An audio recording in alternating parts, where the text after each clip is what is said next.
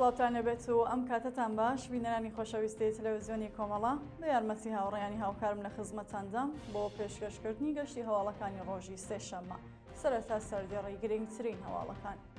جێژنی خەڵکی ئێران و لەوانە کوردستان بۆ مەرگی ئیبراهیم ڕەئیسی، دەست بەسەرکردنی 5 چاوڵاتی لە شاری شنۆ، کارنامەی پڕئێشوازاری کۆڵبەران لە سەردەمی سەرۆکۆماری ئیبراهیم ڕەئیسی، ناڕزایەتی خەڵکی ناوچێ تەفتان لە ئاز چالاکی شەرکەتە معدەنیەکان، مانگرتنی بەندکراوانی سیاسی لە چەند زیندانی ئێران و خۆپیشاندانی دژبەرانی نەتانیاهو لە ئیسرائیل.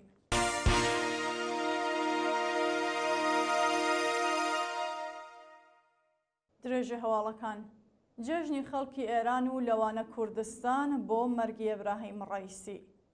بەپێ ئەو ڤیدۆیانەی لە تۆڕە کۆمەڵایەتیەکان بڵاوکراوەتەوە، ئازادی خوازان لە چەند شاری ئێران و لەوانە کوردستان هەروەها دەرەوەی وڵات بە بۆنێ مەرگی ئیبراهیم ڕەئیسی و شاندی یاوەری شایان کردووە.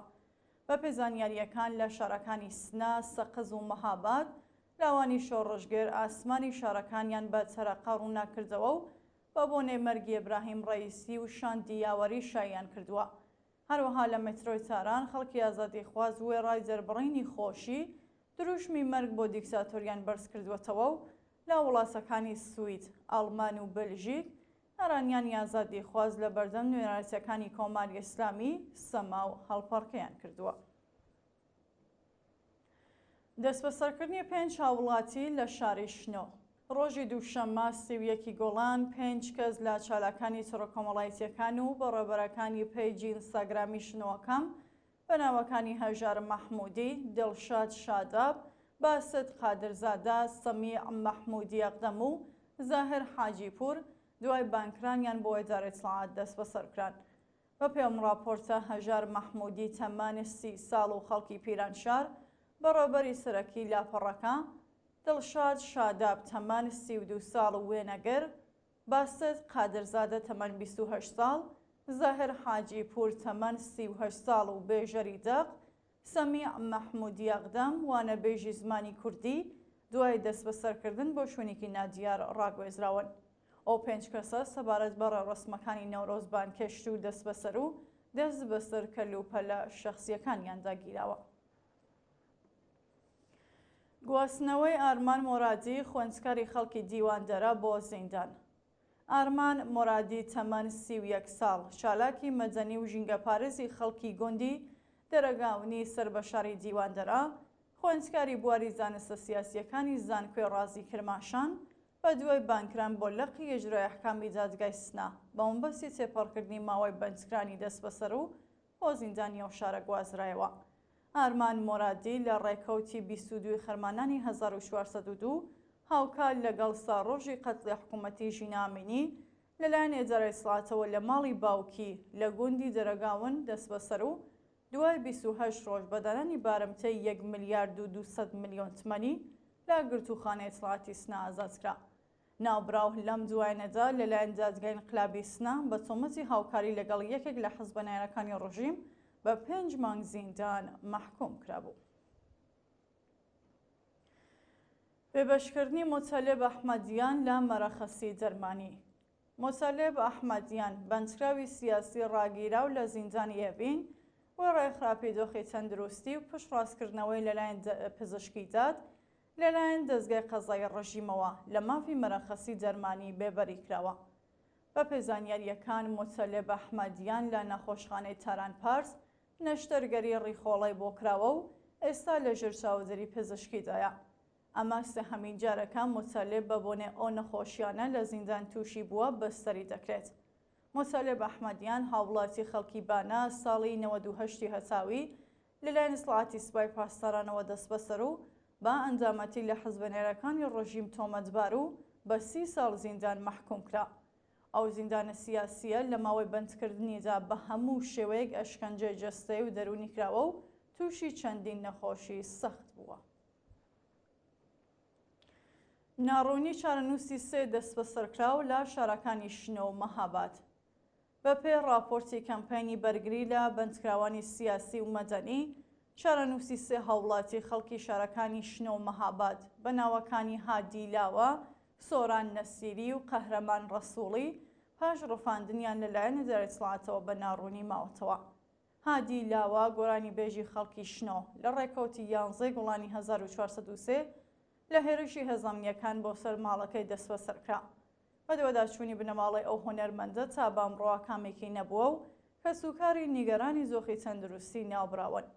لە لایەکی دیکەوە سۆران نەسیری و قەهرەمان ڕەسووڵی شارۆمەندانی خەڵکی مەهاباد کۆچاییەکانی مانگی خاکەلەوەی ئەمساڵ لەلایەن هێزەکانی حکوومەتەوە بەبێ بەڵگەی قەزای دەست بەسەر و بۆ گرتوخانەیە دارێسڵات ڕاگوێزراون. هۆکاری بەندکران و چارەنووسی دۆسێ ئەو دوو بەندکراوە ڕوو نییە و لە دەستڕاگەیشتن بە پارێزەر و چاو پێکەوتن لەگەڵ بنەماڵەکانیان بێبەشکراون. کارنامەی پڕێشوازاری کۆڵبەران لە سەردەمی سەرۆکۆماری ئیبراهیم ڕائیسی. بەپێی راپۆرتی کۆڵبەر نیوز لە سەردەمی سەرۆکۆماری ئیبراهیم ڕائیسیدا واتە لە 12 گەلاویژی ساڵی 1400 تا کوسی گوڵانی 1403 سەرجەم 904 کۆڵبەر کوژراون و بریندار بوون. لە کوێگشتی ئەو 904 کۆڵبەرە 119 کۆڵبەر کوژراون و 785 کۆڵبەری دیکەش بریندار بوون. لەو ڕێژەیە 691 کۆڵبەر بە چەقەی ڕاستەوخۆی سەرکوزگەرانی کۆماری ئیسلامی کوژراون و بریندار بوون. شانی باسا کە لەگەڵ بەدەسەڵات گەیشتنی ئیبراهیم ڕائیسی هاوکات لەگەڵ هەڵکشانی ڕێژەی ئاجامەکان ئاماری توند و تیژی لەسەر شەقامەکان و سنوورەکان بۆ ڕێژەیەکی بەرچاو زیادی کردووە. مانگرتنی کرێکارانی شاغڵ لە ڕێگەی ئاسنی شۆمالی 2. بەیانی سێشەممە 1 جۆزەرزان کرێکارانی شاغڵ لە بەشی ئەبنیەی فەنی ڕێگەی ئاسنی شۆمالی 2 لە ناڕزایەتی بە دۆخی خراپی پیشەی و معیشەتی دەستیان لە کارکێشایەوە و مانیان کرد. بەپێی راپۆرتەکان کرێکارانی شاغڵ لە بەشی ئەبنیەی فەنی ڕێگەی ئاسنی شارەکانی ڕەشت، قەزوێن، لووشان، کوهین، ئابیەک، کوهەندژ و زیاران لە ناڕزایەتی بە نەدانی هەغدەستی مانگی خاکەلێوە پەرداغ نەکردنی جێژنانەی ساڵی 1403 نەدانی مەزایەکانی ساڵی 1402 دەرکردنی غەیبەت بۆ کرێکاران دەستیان لە کارکێشاوە و مانیان گرتووە. کۆبوونەوەی کرێکارانی شاغڵ لە شارەداری خاش. کرێکارانی شاغڵ لە شارەداری خاش ڕۆژی دووشەممە 31 گوڵان لە ناڕزایەتی بە بایەخنەدانی بەرپرسانی ڕژیم بە کێشە و گرفتەکانیان کۆبوونەوە.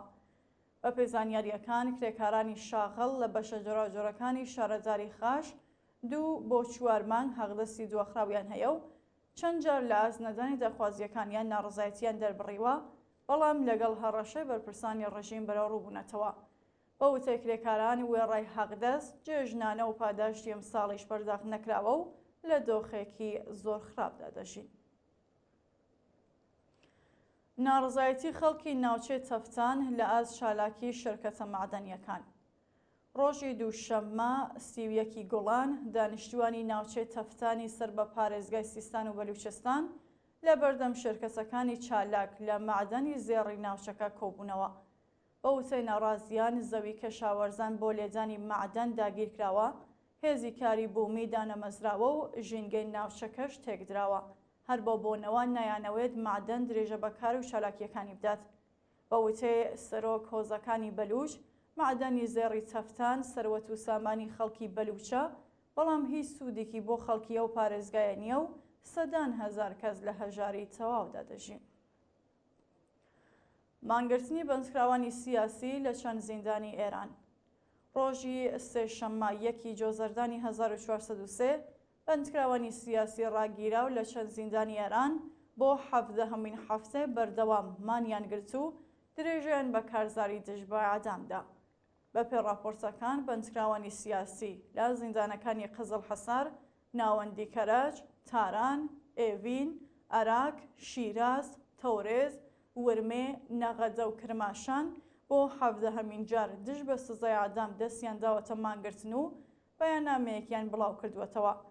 بەندکراوانی مانگرتوو لە بەیاننامەکەدا وێڕای ئاماژە پێدان با چوونەسەرەوەی ئاماری ئەعدامەکان لە مانگی گوڵانی 1403 ڕایانگەیان تەنیا ڕێگە کۆتایی هێنان بە دەسەڵاتی دیکتاتۆری مەسەبی لە ئێرانە.